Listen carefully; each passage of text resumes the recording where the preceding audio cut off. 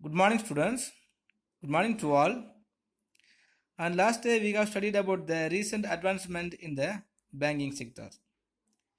So, what are the recent advancement in the banking sectors mean? First one is the electronic banking. Next one is Paytm and the debit card after the credit card, and some of the advancement was there. So today also we will just study what we have studied on last day, and we will go to the next topics. And today also we will go to the next concept, and within today these lessons will be get over. So today we will study about the recent issues in the banking sectors. So what are the recent issues in this banking is non-performing assets. Non-performing assets. So once the borrower fails to make interest on principal payments for 90 days, the loan is considered to be a non-performing assets. So once the borrower fails to make the interest or principal payments for 90 days, the loan is considered to be a non-performing assets. So the non-performing assets are problematic for financial institutions since they depend on interest payments for income. So normally all the commercial banks will be have the income mostly depending on their rate of interest or the interest or paying the loan amount. If they are not able to providing the payment to the bank, or if they are maintaining the non-performing assets, so the banking will get failure. As estimated to be around 10 lakhs crores, the non-performing assets are there.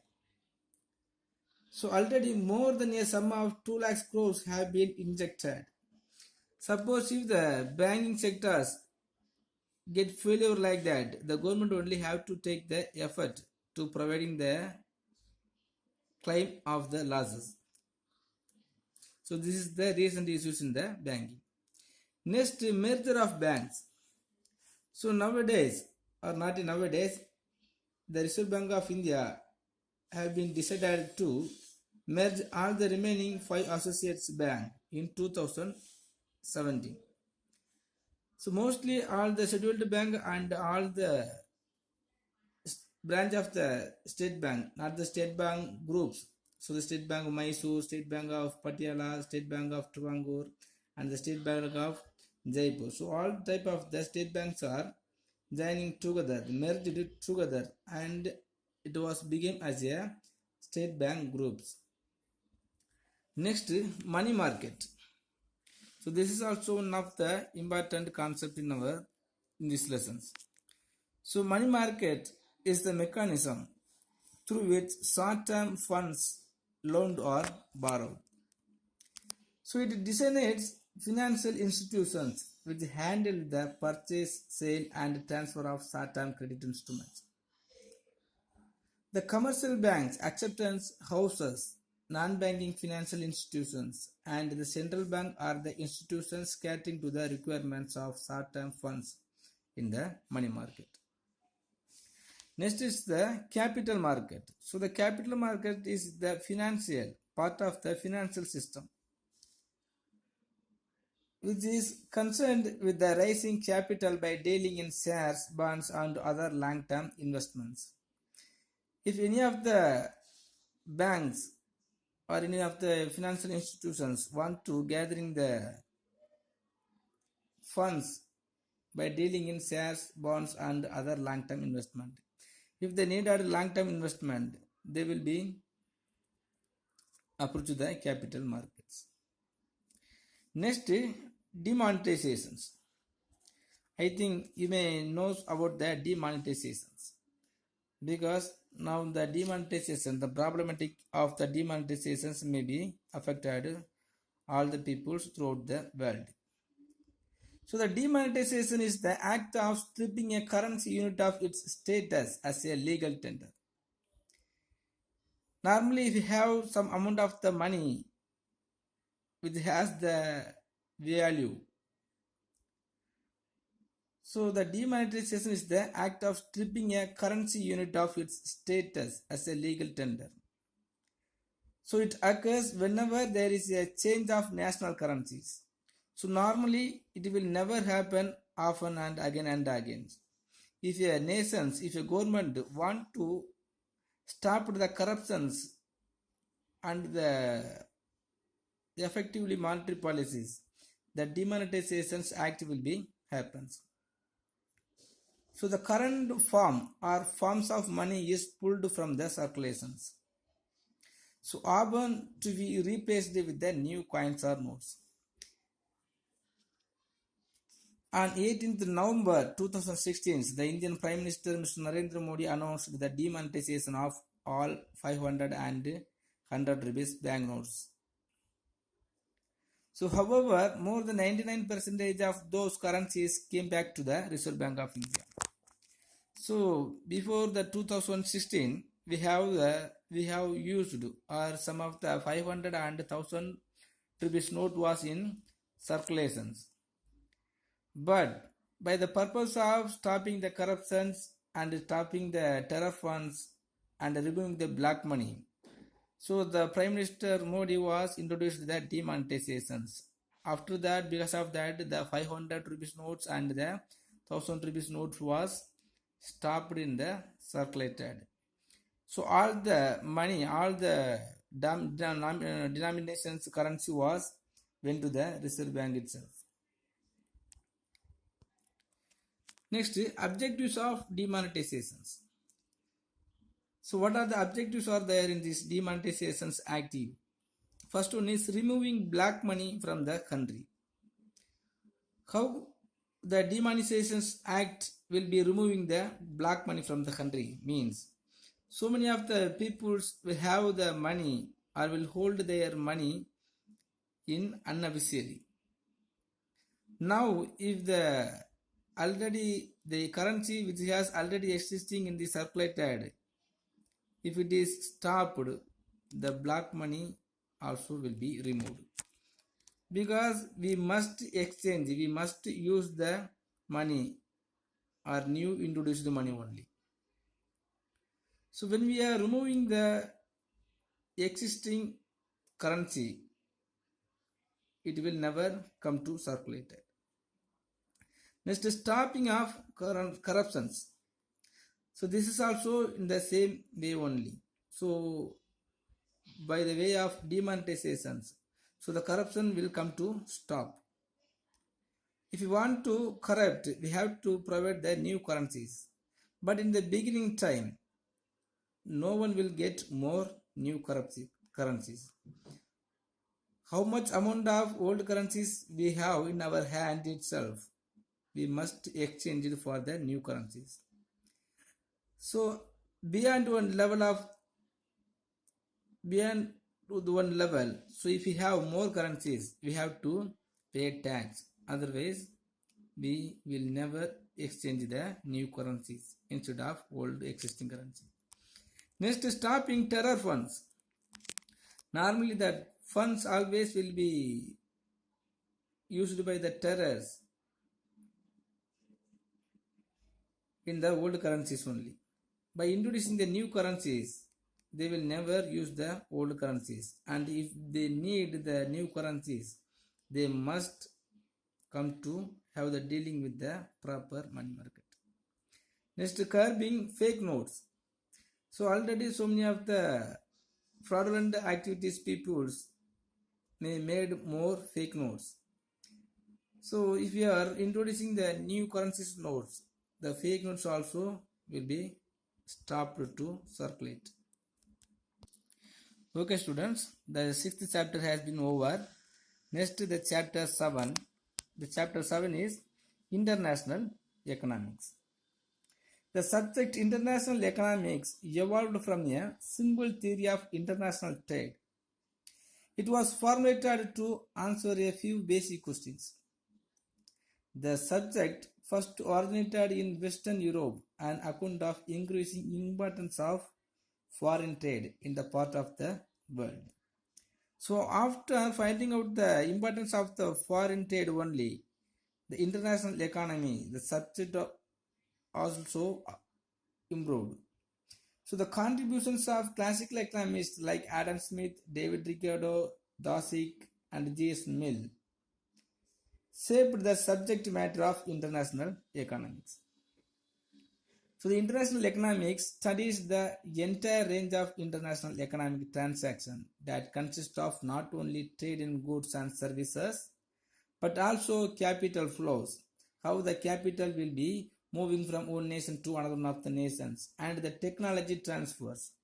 Some of the technologies will be moved from one nation to another one of the nations, and the rate of exchange. When we are involving in this international trade, the rate of exchange will be followed, and the rate of exchange also will be changed from one nation to another of the nations.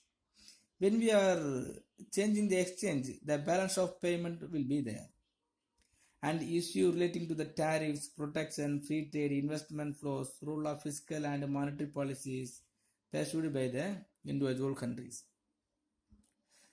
So the meaning of international trade, if you are understanding the meaning of international economies. So the international economics is the branch of economics which is concerned with the exchange of goods and services between two or more countries.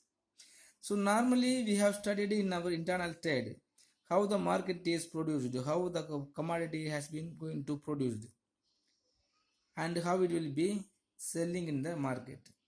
But if the goods are going to exchange between the two or more countries, that is called international economics. Hence, the subject matter is mainly related to the foreign trade. So those who are going to involved in this foreign trade and whichever institutions are there will be dealt by the international economics. So in other words, international economics is a specialized field of economics which deals with the economic interdependence among countries and studies the effect of such interdependence and the factors that affect it. So what are the factors will be going to affect the international economics and some of the economic interdependence among the countries? Now all the nations are involving in this international trade because no nations will have self-reliance to producing any of the commodities. Some of the nations will have more natural resources which has able to produce the industrial sectors or the oil field. Some of the agricultural nations will have the natural resources which has able to producing the agricultural sectors such as crops.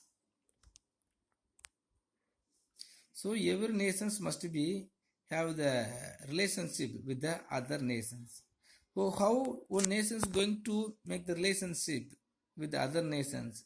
How the goods and the peoples and the factors of production is going to transfer from one place to another place is exposed and explained by the international economics.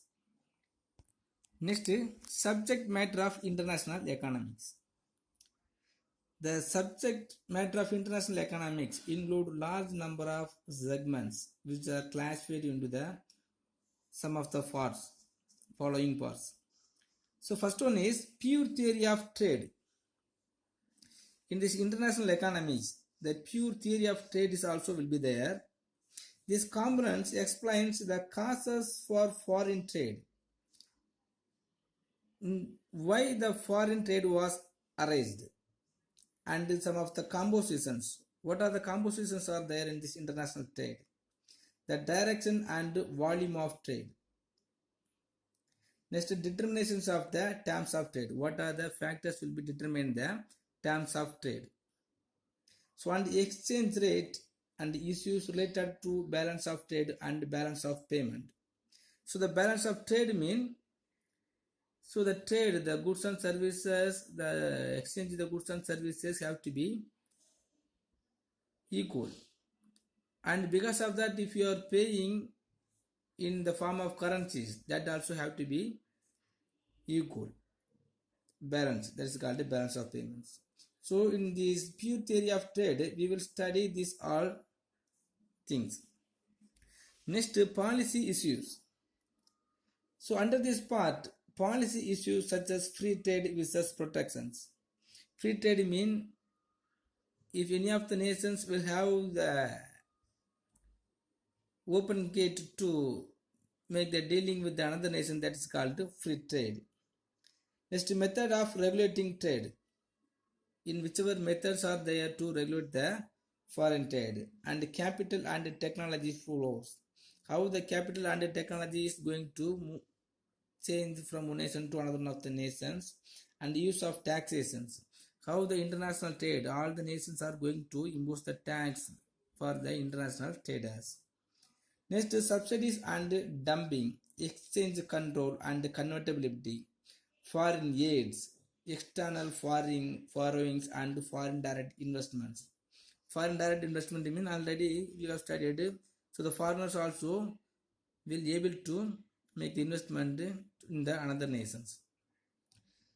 So measures of correcting disequilibrium in the balance of payment, etc. are covered. So the policy issues always will be covered such as these things. Next, international cartels and blocs. So this part deals with the economic integrations in the form of international cartels, customs union, monetary unions, trade blocs, economic unions, and some also. Next, international financial and regulatory institutions. So the financial institutions like the International Monetary Fund, IBRD, World Trade Organization, etc., which influence the international economic transactions and relations, shall also be the part of international economies. So if you want to continue to maintain the relationship among the countries, so all the nations must be has the financial aid. So what are the financial aids are there to maintaining the international trade is explained by the international financial and regulatory institutions. So the four subject matter is there in this international economics: the pure theory of trade, policy issues, international cartels and blocs, and international financial and regulatory institutions. We will study very elaborately in later. Next, trade. So what's the meaning of trade? So normally we have studied, we know already that term trade means exchange of goods, wares and merchandise among the peoples. So normally if the goods and services is going to exchange between the people or buyer and seller, it is called trade. So the trade is of two types. So we can classify the trade as a two types. First one is internal trade and the international trade. So internal trade. So the internal trade refers to the exchange of goods and services within the political and geographical boundaries of one nation is called internal trade. So within the political and geometrical boundaries, if you are producing or if the produced commodity is going to the market for selling purpose, it is called internal trade. So what are the product is produced within the boundaries of one nations? So the product is consumed by the same people of the nation is called internal trade. So this is also known as domestic trade or home trade or intra-regional trade. Next, international trade. So I think you may know about the international trade. So international trade refers to the trade or exchange of goods and services between two or more countries. If the goods and services or exchange of goods and services between two or more countries, that is called international trade. Some of the product is produced from one countries and it was consumed by the another countries. It was sold in the another countries is called international trade. Next, some of the difference between internal trade and international trade. So if you are considering the internal trade, so the internal trade take place between different individuals and firms within the same nations. So all the individual peoples and the families within the same nations will be occurs. So the international trade take place between different individuals and families in different countries. So many of the multinational companies, and if the producers may be in one countries and the sellers and the consumers also will be in another one countries. And if you are considering the international trade, the labor and capital move freely from one region to another. So within the boundaries of one nation, so the labor and the capital can easily move from one region to another of the nations. But here, the labor and the capital do not move easily from one nation to another of the nations. So for that, so many of the rules and regulations are there. So on the basis of the rules and regulations only, so the labor and the capital can move. Next, in this internal trade, there will be free flow of goods and services since there are no restrictions. So in this internal trade, there is no restrictions because under the only one government, the state or central government only, so the productions and the distributions and the consumers will be happens. So there will be free flow of goods and services. But here, the goods and services do not easily move from one country to another since there are number of restrictions like tariff and quota. So many of the nations also will have maintained or will be drawn in the international trade. So on the basis of drawn tariff and quota only, the goods and services will be moved one country to another of the countries. Some of the nations may have imposed more tariffs. Some of the nations will be free into the international trade. So in this internal trade, there is only common currency.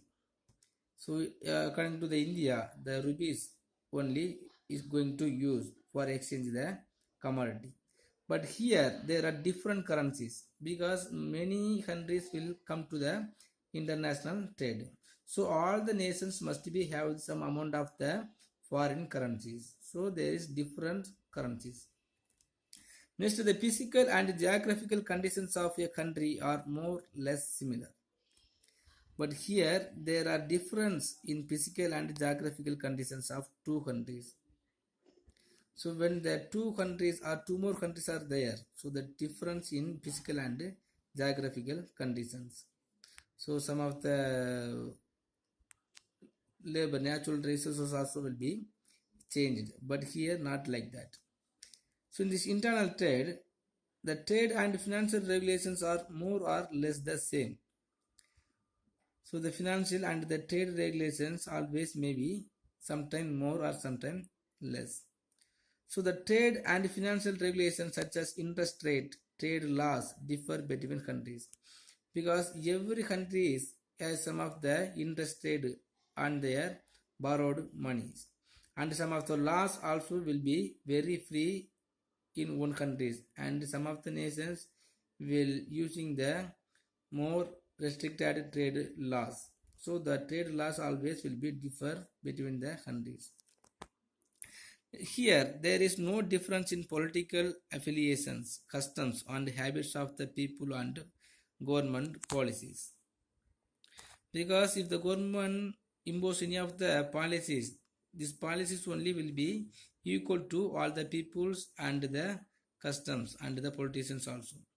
But here not like that. The differences are pronounced in political affiliations, habits and customs of the people and government policies. If any of the government policies sometimes will be affect the other policies of another nations. So this is the 7 difference are there. Okay students, if you have any doubt please ask me. Thank you.